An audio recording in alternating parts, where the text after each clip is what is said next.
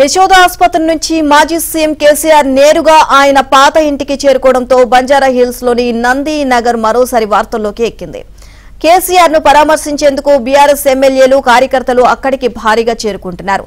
2014 నుంచి ప్రగతి Bhavan farm house లో ఎక్కువగా గడిపిన కేసీఆర్ ఇక నుంచి నందినగర్ లోని తన పాత నివాసంలో కార్యకర్తలకు అందుబాటులో ఉంటారు అని బీఆర్ఎస్ వర్గాలు తెలియజేశాయి. దీనిపై మరింత సమాచారాన్ని మా ప్రతినిధి నుమాన్ అందిస్తారు. బీఆర్ఎస్ అధినేత మాజీ ముఖ్యమంత్రి కేసీఆర్ 10 ఏళ్ల తర్వాత తన సొంతింటికి చేరుకోవడంతో మరోసారి బంజారాహిల్స్లోని నందినగర్ వార్తల్లోకి ఎక్కింది. ప్రస్తుతము కేసీఆర్ నివాసం ఉంటున్నటువంటి బంజారాహిల్స్లోని నందినగర్ తన నివాసం దగ్గర ఉన్నాము. సో మనం ఒకసారి ఇక్కడ చూడొచ్చు, ఆ భద్రత అయితే కట్టుదిట్టం చేసినటువంటి పరిస్థితి మనకు కనిపిస్తుంది.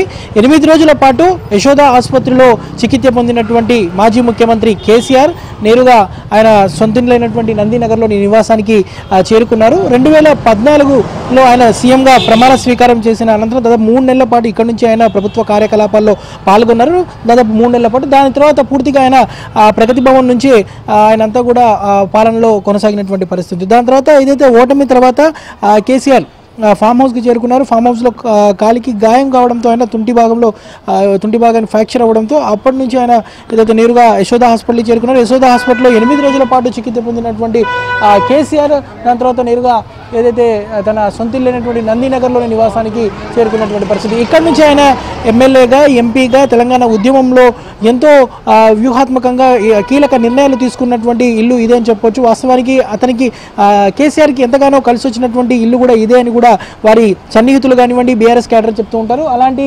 నందినగర్ నుంచి నివాసం నుంచి ఆయన ఇక మీద పార్టీ కార్యకలాపాలన్నీ కూడా ఇక్కడ నుంచే వ్యూహరచనలు చేస్తారని కూడా పార్టీ వర్గాలు చెప్తున్నటువంటి పరిస్థితి కనిపిస్తుంది. మనము చూడొచ్చు కూడా ఏదైతే ఇంటికి సంబంధించినటువంటి మరమ్మతు పనులు కూడా ఇటీవల కాలంలో చేసినటువంటి సిచ్యువేషన్ ఉంది. 2021లో ఆయన చివరిసారిగా కేసీఆర్ ఇంటికి వచ్చారు. సో అప్పుడు ఆ సమయంలో 2021లో ఇంటికి సంబంధించినటువంటి అనేక మరమ్మతు పనులు చేశారు. ముఖ్యంగా ఏదైతే ఇంకో ఫ్లోర్కి సంబంధించినటువంటి వర్క్స్ కానీ, అంటే 3 ఫ్లోర్లలో ఈ ఇల్లంతా ఉంటుంది. సో దానికి సంబంధించి కొన్ని వర్క్స్, ఇంటీరియర్ వర్క్స్ కానివ్వండి అవన్నీ కూడా గతంలో చేయించినటువంటి పరిస్థితి. సో ఇటీవల కాలంలో కూడా ఈ పెయింటింగ్స్ కానివ్వండి ఇతరితర కొన్ని వర్క్స్ కూడా ఇటీవల కాలంలో నందినగర్లో నివాసానికి చేయించినటువంటి పరిస్థితి. సో ఈ నేపథ్యంలో కేసీఆర్ ఇక మీద ఇక్కడి నుంచే తన పార్టీకి సంబంధించినటువంటి కార్యకలాపాలన్నీ కూడా ఇక్కడి నుంచే నిర్వహిస్తూ ఉంటారు. సో ముఖ్యంగా ఇటు క్యాడర్కి కానివ్వండి ప్రజలకు అందుబాటులో ఉండాలనే లక్ష్యంతో సో నిర్ణయం తీసుకున్నారని కూడా ఇప్పటికే పార్టీ వర్గాలు చెప్తున్నటువంటి పరిస్థితి ఉంది. యశోద హాస్పిటల్లో 8 రోజుల పాటు ఆయన ఏదైతే చికిత్స పొందినటువంటి కేసీఆర్ సో డిశ్చార్జ్ అనంతరం నేరుగా ఆయన సొంతిల్లైనటువంటి నందినగర్ నివాసానికి చేరుకోవడం, ఇక్కడ భద్రత కూడా ఒకంత కట్టుదిట్టం చేసినటువంటి పరిస్థితి ఉంది. ఈ నేపథ్యంలో ఇక్కడ చుట్టుపక్కల స్కూల్స్ ఉన్నాయి.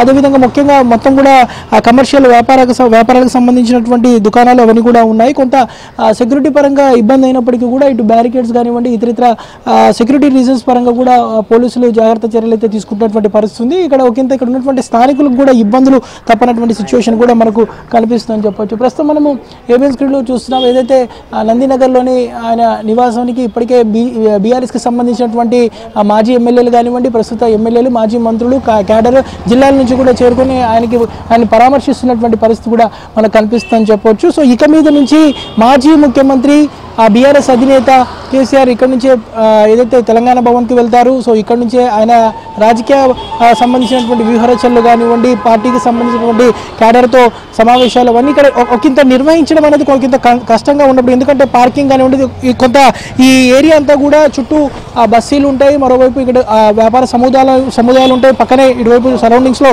హాస్పిటల్స్ కూడా ఉంటాయి. కాబట్టి ఒకంత ఇక్కడ ఉన్నటువంటి స్థానికులకైతే ఇబ్బందులు తప్పవని చెప్పవచ్చు. కేసీఆర్కి సంబంధించినటువంటి నివాసం ఇక్కడే ఉన్నటువంటి నేపథ్యంలో ఇక్కడ ఉన్నటువంటి స్థానికులకైతే ఇబ్బందులు తప్పేటటువంటి సిచ్యువేషన్ అయితే మనకు కనిపిస్తుంది. సో మొత్తానికైతే అంటే దాదాపు చాలా ఏళ్ల తర్వాత కేసీఆర్ నందినగర్ నుంచి నివాసానికి చేరుకున్నటువంటి నేపథ్యంలో చాలా రోజుల తర్వాత ఇటు నందినగర్లోని కేసీఆర్ నివాసం కానివ్వండి నందినగర్ మరోసారి వార్తల్లోకి ఎక్కినటువంటి పరిస్థితి మనకు కనిపిస్తుంది చెప్పొచ్చు. వీడియో జర్నలిస్ట్ గజపతో నుమాన్, ఆంధ్రజ్యోతి, బంజారాహిల్స్.